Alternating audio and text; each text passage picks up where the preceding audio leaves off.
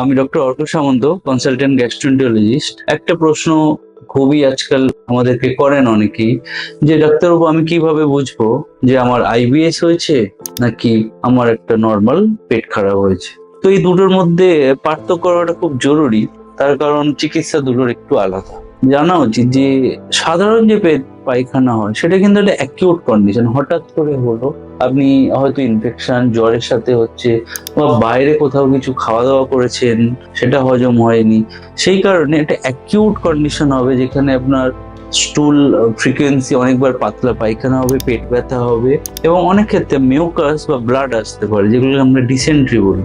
এর সাথে যদি আপনি কম্পেয়ার করেন যে আইবিএস, ইরিটেবল বাউল সিনড্রোম, এটা কিন্তু কোনো অ্যাকিউট নয়, এটা একটা ক্রনিক প্রবলেম। ইউজুয়ালি পেশেন্ট বলবে যে ডাক্তারবাবু আমার এই প্রবলেমটা বেশ কয়েক সপ্তাহ মাস ধরে চলছে, নয় কি 2 দিন ধরে হচ্ছে, 3 দিন ধরে হচ্ছে। এই ধরনের লোককে আমরা আইবিএস ডায়াগনোসিস করি না।